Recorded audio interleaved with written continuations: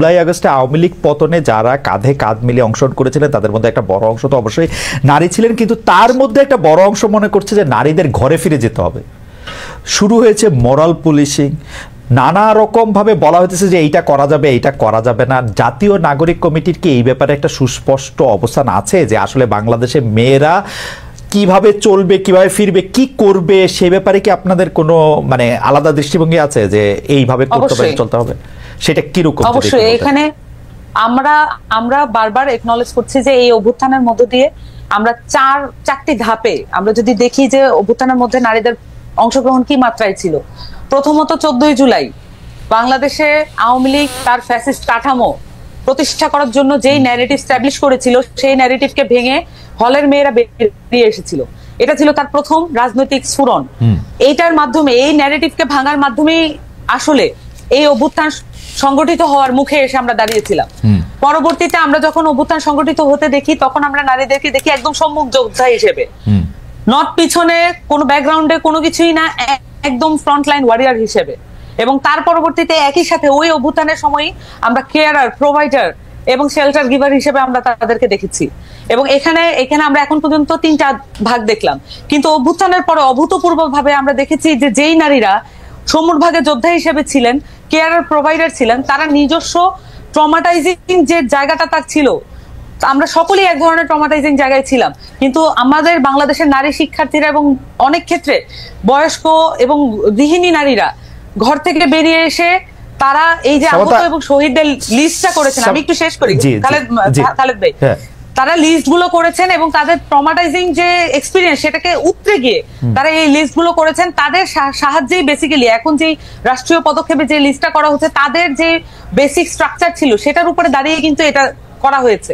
তো নারীদের এখানে অংশগ্রহণের বাংলাদেশে এই যে নতুন যে পলিটিক্যাল পার্টি এসেছে এনসিপি, তারা বাংলাদেশের নারীদের এই অভ্যুত্থানে যে অংশগ্রহণ সেটা প্রত্যেকটি ডিটেইলিংকে আমরা এক্সপ্রেস করি এবং প্রত্যেকটি ডিটেইলিংকে আমরা একনলেজ করি। এবং এই ডিটেইলিং এর মাধ্যমে আমরা বলি যে বাংলাদেশের নারীদের যেই পলিটিক্যাল এজেন্সি সেটা এই 4টি ভাগে আমরা যদি দেখি, ভবিষ্যতেও যখন নারীরা নেতৃত্বের জায়গায় আসবে এই 4টি জায়গায় তারা নিজেদেরকে প্রতিষ্ঠা করবে। আমি আর একটু পরিষ্কার হওয়ার জন্য বলি যে আপনাদের দল কি মনে করে নারীদের কোনো একটা নির্দিষ্ট পোশাক তার জন্য বাধ্যতামূলক হওয়া উচিত বা পোশাকহীনতা বাধ্যতামূলক হওয়া উচিত? আপনি কি মনে করেন যে নারীদের তার নিজস্ব পোশাক, নিজস্ব আচরণ, উনি কোথায় কি খাবেন, কি পান করবেন, সেটা স্বাধীনতা থাকা উচিত, না সেই স্বাধীনতাটা কোনো না কোনোভাবে লিমিটেড হওয়া উচিত?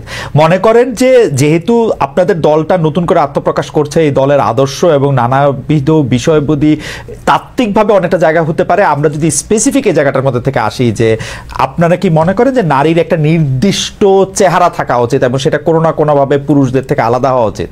আপনারা কি মনে করেন? দেখুন, এখানে আমি যেটা বলছিলাম প্রথমে, বিভাজিত করার যে প্রক্রিয়া আছে রাজনৈতিক ভাবে, এখানে এই ধরনের প্রশ্ন মানে এই যে পোশাক এবং চলাফেরা বেসিক্যালি নারীদেরকে কেন্দ্র করে এই ধরনের প্রশ্ন উত্থাপন করে বা এই ধরনের বাতাবরণ, একটা তথ্যের বাতাবরণ তৈরি করে এমন ভাবে পোট্রে করা হয় মনে হয় যেন এখানে নারীদের বিপক্ষে সকল মানুষ দাঁড়িয়ে আছে। কিন্তু এটা একটা ছোট্ট গোষ্ঠী। বরঞ্চ এই আসিয়ার যে ঘটনাটা আমরা দেখলাম, এটার মধ্য দিয়ে আমরা দেখেছি বাংলাদেশের বেশিরভাগ মানুষ বাংলাদেশের নারীদের নিরাপত্তার জন্য শঙ্কিত, বাংলাদেশের নিরাপত্তার জন্য, বাংলাদেশের নারীদের নিরাপত্তার জন্য সামাজিক বলয় কিভাবে তৈরি করতে হবে সেটার জন্য তারা কাজ করতে উদ্গ্রীব। আমরা বারবারই এই জায়গাগুলো দেখি, কিন্তু এই জায়গাগুলো আমরা একনলেজ না করে আমরা বরঞ্চ যেটা দেখি যে যেভাবে আসলে বিভাজিত করা যাবে সেই বক্তব্যগুলো আমরা বারবার এখানে তুলে আনা হয়। এবং সামান্তা, আমি আসলে বিভাজনের জায়গাটা যাইতেই চাচ্ছিলাম না, সেই জন্য আমি আপনাকে প্রশ্নটা যেটা করতে চাচ্ছি সেটা হচ্ছে যে জাতীয় নাগরিক পার্টি এইটা মনে করে কিনা আমি কোনো বিভাজনের মধ্যে, আমি অনেক ধরনের প্রেসক্রিপশন দেখতে পাচ্ছি, কিন্তু প্রেসক্রিপশন এমন আসতেছে যে ধর্ষণ হইতো না যদি না সে একটা মাহরাম রেনে চলাফেরা করতো, ধর্ষণ হইতো না যদি না তার একটা পোশাক ঠিক থাকতো, ও এখানে এই দুষ্টামি করতেছে, সিগারেট খাইতেছে, তারা মারা ঠিক আছে। আমি বলতেছি হচ্ছে এই জায়গা থেকে জাতীয় নাগরিক পার্টির কি অবস্থাটা কি সেটা আমি বুঝতে চাইতেছি। খালেদ ভাই, একটা রাজনৈতিক পার্টি কখনোই এই ধরনের একটি বিষয়ে মন্তব্য করে না, তাদের মন্তব্য হয় ওভারঅল জনগোষ্ঠী কেন্দ্রিক। আমরা যখন নারীদের পোশাক আশাক কি হবে, পুরুষদের পোশাক আশাক কি হবে, শিশুদের পোশাক আশাক কি হবে, সবকিছুর জন্য যদি প্রয়োজন বোধ করি আমরা জাতিগতভাবে, তাহলে আমাদের জন্য বোর্ড গঠন করে দেওয়া হোক রাষ্ট্রীয়ভাবে সেটা পৃষ্ঠপোষকতা দেওয়া হোক। আমরা তো এটা এইভাবে আর্গুমেন্ট করার বিষয় না। পার্টিগতভাবে আমরা মনে করি দায়িত্বশীলভাবে যে কোনো বিষয়ের আর্গুমেন্ট যদি হয় দায়িত্বশীলভাবে করা উচিত, এবং সেখানে আমার ব্যক্তিগত মতামত আমি কারো উপর চাপিয়ে দিতে পারি না। যারা এই বক্তব্যগুলো টুকরো টাকরা ভাবে দিচ্ছেন তারা বেশিরভাগই তাদের পার্সোনাল ফেসবুক অ্যাকাউন্ট ব্যবহার করলে সেগুলো দিচ্ছেন। আমরা আমাদের জায়গা থেকে মনে করি যদি কোনো কিছুর বিষয়ে জাতীয় ঐক্যমত প্রয়োজন হয়, এটা শুধু পলিটিক্যাল ইস্যু হতে হবে নট নেসেসারিলি। যদি পোশাকের বিষয়ে আসেন, ধরেন যে পুরুষের পোশাক কি হবে, নারীদের পোশাক কি হবে, শিশুদের পোশাক কি হবে, এই বিষয়ে আমাদের একটি ন্যাশনাল কনসেনসাস আমরা ডেভেলপ করতে চাই, তাহলে এটা রাষ্ট্রীয় পর্যায় থেকে উদ্যোগ নেওয়া হোক। সেখানে অ্যানথ্রোপোলজিস্ট থেকে শুরু করে বায়োলজিস্ট এবং হচ্ছে যারা পোশাক ডিজাইনার আছে এবং যারা হচ্ছে আরো যারা গবেষক আছে সকলকে ইনক্লুড করা হোক। আসেন আমরা আলাপ করি কিভাবে মানুষ পোশাক আশাক পরবে। সামান্তা, ব্যর্থতাটা মনে আমারই, আসলে আমি প্রশ্নটা বুঝতে পারতেছি না। আমি জানতে চাইতেছি জাতীয় নাগরিক পার্টির চোখে নারী আর পুরুষ দুইটা আলাদা অস্তিত্ব কিনা? ওকে, এটা একটা খুব গুরুত্বপূর্ণ কোশ্চেন। আমরা নাগরিক পার্টির পক্ষ থেকে আমরা বারবারই বলেছি যে আমরা মনে করি যে বাংলাদেশের নাগরিক মর্যাদা যদি নিয়ে আমরা কাজ করি এবং নাগরিক মর্যাদা নিশ্চিত করার ক্ষেত্রে নারী পুরুষ এবং তার পরিচয় যাই হোক, জনগোষ্ঠীর কিছু পরিচয় আছে, জাতিগোষ্ঠীর কিছু পরিচয় আছে, সেটা ছাপিয়ে গিয়ে আমাদের নাগরিক মর্যাদাকে গুরুত্ব সহকারে দেখতে হবে। যদিও এখন এমন বাস্তবতা আছে, আমরা মনে করি যে এখানে নারী সেল, নারী উইং এটা করে যে ধরনের বিভাজন এখনো এটার মধ্যে দিয়েও কিন্তু কিছুটা বিভাজন হয়, কিন্তু এখনো সেই বাস্তবতা আছে বাংলাদেশে, এখনো সেই বাস্তবতা আছে, নারীদের সেই ফিল্ডের বাস্তবতা আছে। এখন আমাদেরকে এই জায়গাগুলো অ্যাড্রেস করার জন্য কিছু স্পেশালাইজ উইং প্রয়োজন হয়, কিছু স্পেশালাইজ জায়গা প্রয়োজন হয়। আমরা যেটা বিশ্বাস করি যে আমাদের নাগরিক কমিটির পক্ষ থেকে যে আমরা এমন একটা বাংলাদেশ চাই যেখানে আমাদেরকে 25% উইমেন বা 33% উইমেন রাখতে হবে, এটা আমাদেরকে জোরপূর্বক আর বলতে না হোক। যে কোনো লিস্ট করার সময়, যে কোনো নিয়োগের লিস্ট, নারী ও পুরুষ জাতীয় নাগরিক পার্টির চোখে নারী ও পুরুষ সমান কিনা? নারী ও পুরুষ শুধু সমান না, এখানে নাগরিক মর্যাদার আন্ডারে আমি বারবার বলছি, এখানে ওয়ার্ল্ড যদি আপনি পলিটিক্যাল সায়েন্সের জায়গা থেকে দেখেন, তাহলে যদি আপনি মডার্ন স্টেট হিসেবে বাংলাদেশকে রিপ্রেজেন্ট করতে চান, তাহলে যদি মডার্ন স্টেটের আমি নাগরিক পার্টির আমি বাংলাদেশ হিসেবে কি করতে চাই না চাই সেটা আমি চাই না, জাতীয় নাগরিক পার্টি কি চায় সেটা বলেন। আমি একদমই বলছি নারী পুরুষ সমান। যদি আপনি মডার্ন স্টেট হিসেবে যদি দেখতে চান এবং সেই সাথে মডার্ন স্টেটের আইডিয়া অনুযায়ী সিটিজেনকে যেভাবে দেখতে চান, সেভাবে নাগরিক পার্টি আসলে নারী পুরুষ বলেন এবং যত রকমের নাগরিক আছে সকলকে একই আমব্রেলার নিচে বিচার করবে, এবং কারো নাগরিক মর্যাদা কোনোভাবে যদি ভুলণ্ঠিত হয় সেটার বিপক্ষে নাগরিক পার্টি দাঁড়াবে। এবং সেই ক্ষেত্রে নারী আর পুরুষের মধ্যে কোনো বিভেদ আপনারা দেখছেন না জাতীয় নাগরিক পার্টি?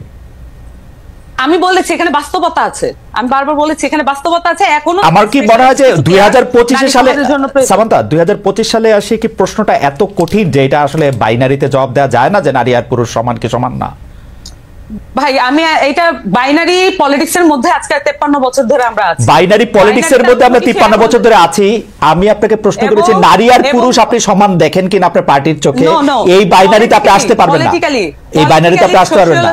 এবং এইসব জায়গা থেকে কখনোই বাইনারি ভাবে যে কোনো উত্তর দেওয়া দায়িত্ব জ্ঞানহীনতা। আচ্ছা ঠিক আছে, তাহলে আপনি বাইনারিতে না দিয়ে আপনি টারশিয়ারি ভাবে দেন যে নারী আর পুরুষ আসলে সমান না, নারী আর পুরুষ সমান। আমরা এই জায়গার মধ্যে ভাবে দিয়েছি, আমি বলেছি যে কনসেপচুয়ালি নারীকে আমরা কিভাবে দেখি এবং আমরা তার মর্যাদা নিশ্চিত করার জন্য কি ধরনের পদক্ষেপ নিতে পারি। আমি আপনার উত্তরটা বুঝতে পারি নাই, আমি আবার আসবো আপনার কাছে, আপনি সমান বলছেন কিনা সেটার ব্যাপারে আমি আপনার কাছে জানবো, আমি আবার আসবো আপনার কাছে। সামান্ত আপনাকে ধন্যবাদ।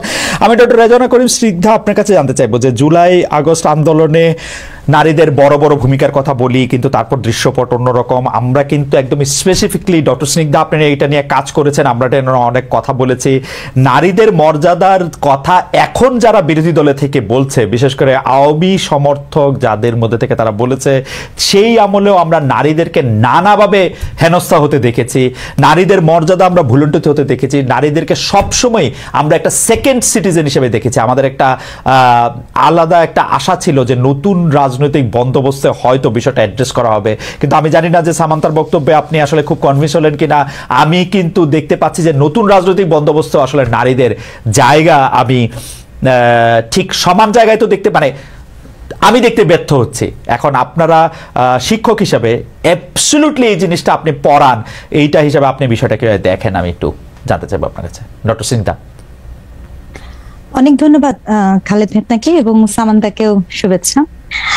আমরা এমন একটা সময় আজকে কথা বলছি যেখানে একটা শিশুকে আমরা হারিয়েছি, এবং সেটা জাতিগতভাবে আমাদের জন্য অনেক একটা দুঃখজনক একটা ঘটনা, শুধু না ভীষণ রকমের লজ্জাজনক একটা ঘটনা। তো সেটা আমি আসলে স্মরণ করতে চাই।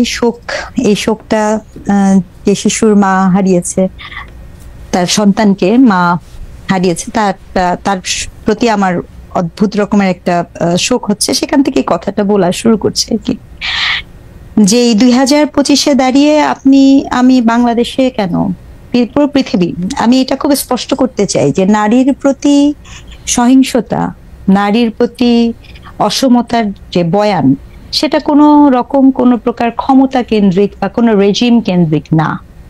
সেই বয়ানের মাত্রা, মানে এই অসমতার মাত্রাটা আপনার সকল সময়ে বিরাজমান। এবং সেক্ষেত্রে আরো গুরুত্বপূর্ণ হচ্ছে যে যখন আপনি একটা বিশৃঙ্খল পরিস্থিতিতে থাকেন, যখন আপনি একটি একক পেশি শক্তির ক্ষমতার চর্চার মধ্যে থাকেন, যখন রাষ্ট্রীয় কাঠামো অনেক বেশি সহিংসতার মধ্যে থাকে, তখন ত্রাসের অন্যতম টার্গেট গ্রুপ হিসেবে নারী থাকে।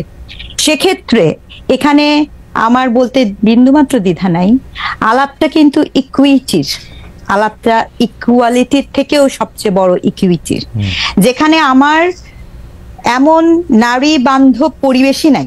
সেখানে আপনি প্রশ্ন করছিলেন সমান্ত দূরের কথা, কন্যা শিশু রক্ষার আন্দোলন হচ্ছে, সমান্ত দূরের কথা, যেখানে আমার আইন বিধি, আমার চিন্তা, আমার চেতনা কোনো জায়গাতেই আমি শতগুণ পিছিয়ে থাকি। সেখানে আসলে কোনো নয়া রাজনৈতিক বন্দোবস্তে এই কথা বলতে এত দ্বিধাগ্রস্ত হতে হবে, এটা আমার জন্য হতাশাজনক, একদম স্পষ্ট না। কিন্তু ডক্টর সিং দা আমি একটু আপনাকে এই দিকটা একটু দেখতে বলবো যে ওনারা তো একটা পলিটিক্যাল পার্টি করবেন, ওনাদেরও তো একটা বাস্তবতা আছে। বাংলাদেশের 90% মানুষ যদি মনে করেন পুরুষ নারী নির্বিশেষে যে পুরুষের একটা অবস্থান, নারীর একটা আলাদা অবস্থান আছে, ওনাদের পক্ষে তো এই উত্তর এই বাইনারিতে দেওয়া এত সহজও না। ওনারা আজকে বলবেন যে নারী পুরুষ সমান, তারা যা ইচ্ছা তাই করতে পারবে। এটা করে তো তাদের তো পলিটিক্সটা তো করতে হবে।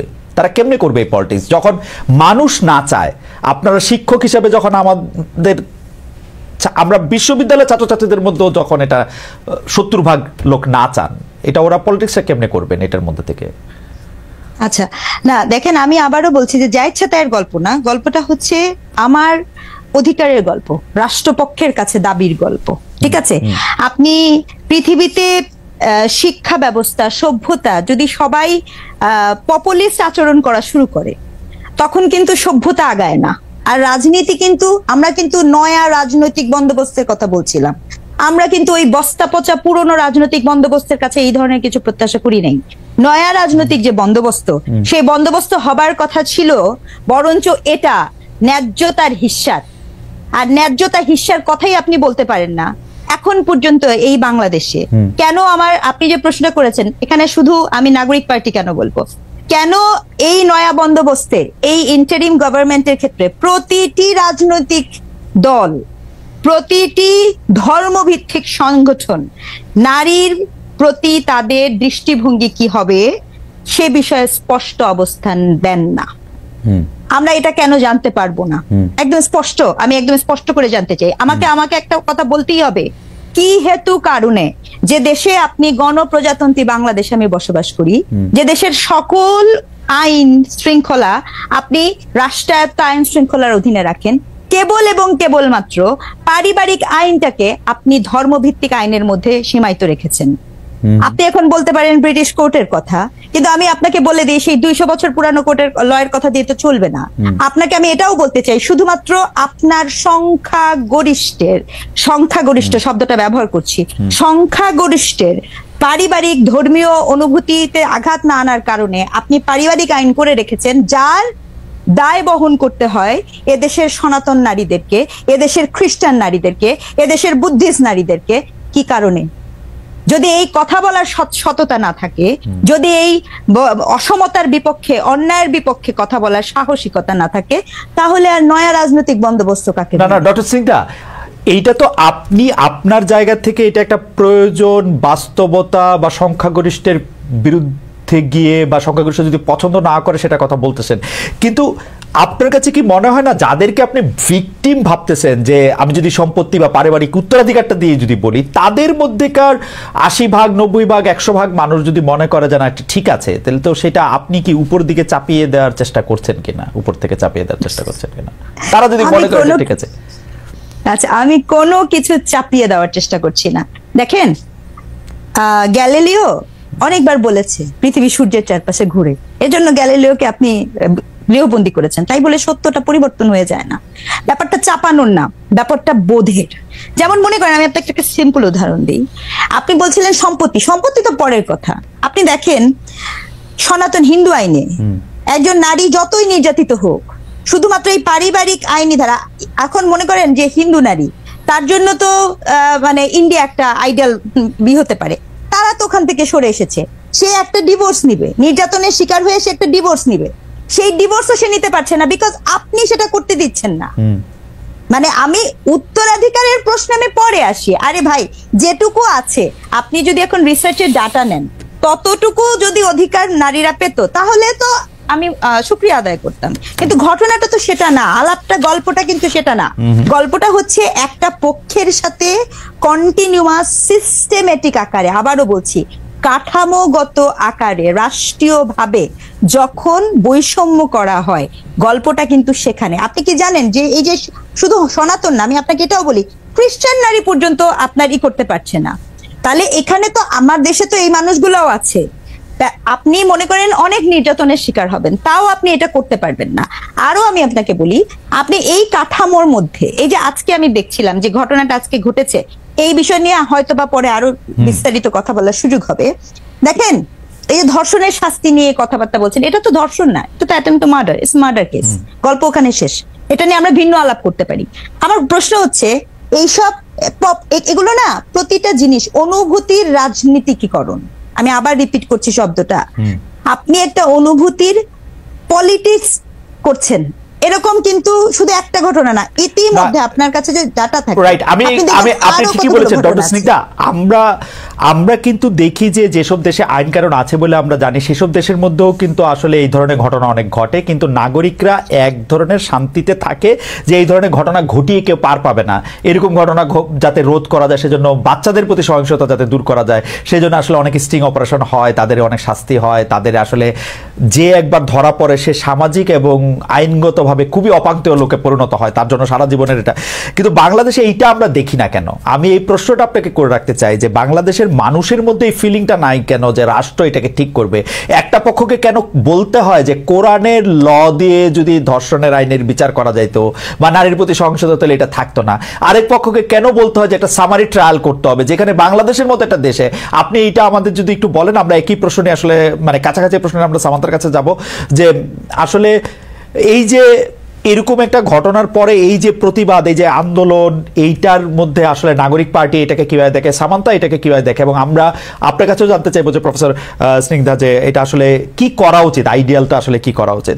আমি সামান্তার কাছে প্রশ্নটা এইভাবে করতে চাই যে ধর্ষণ বিরোধী পদযাত্রায় 12 জনের বিরুদ্ধে যারা মামলা করেছে তারা বাম সংগঠনের সাবেক নেতাকর্মী, এবং এইটাকে আসলে এরা বাম নাকি আবার এটাকে বলা হচ্ছে যে আলট্রা রাইট, কারা আসলে এটার মধ্যে অংশগ্রহণ করতেছে, তারা আসলে কি দেখতে চায়?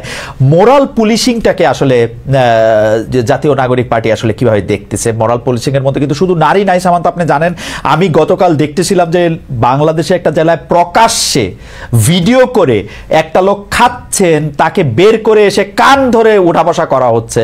এইসব ক্ষেত্রে আসলে আপনাদের অবস্থানটা কি? মানে আমি তো জীবনে এরকম শুনি নাই, নাকি শোনা গেছেও এইটাই করা উচিত? আমি জানি না আসলে, প্লিজ এনলাইটেন মি, আমাকে একটু বলেন সামান্তা, যে মোরাল পুলিশিং, এবং সেটা শুধু নারীদের এগেনস্টে না, খাদ্যরত অবস্থায় রেস্টুরেন্ট থেকে একজনকে ধরে নিয়ে এসে কেন তুমি রোজা করলা না, কান ধরে উঠবস করো, এইসব ক্ষেত্রে আপনাদের অবস্থানটা যদি একটু বলতেন। জি ধন্যবাদ। এখানে আমরা যে ভিডিওটার কথা আপনি বললেন, প্রথমত আমরা যদি দেখি বাংলাদেশে আওয়ামী লীগ যখন তার ফ্যাসিস্ট কাঠামোর প্রতিষ্ঠা করার জন্য যে কি কি টুলস ব্যবহার করেছে, যদি আমরা দেখি যে তারা সামাজিকভাবে আমাদের যে বোঝাপড়ার জায়গাটা সেটাকে নষ্ট করেছিল, সেটা যদি নষ্ট না হতো তাহলে হচ্ছে এই জায়গাটা তৈরি হতো না। আর আমরা অ্যাডিশনালি যদি দেখি যে এই যে ভিডিওটা ভাইরাল হয়েছে তার পরিচয়টা আপাতত পক্ষে জানা গেছে যে উনি ছিলেন বণিক সমিতির একজন নেতা।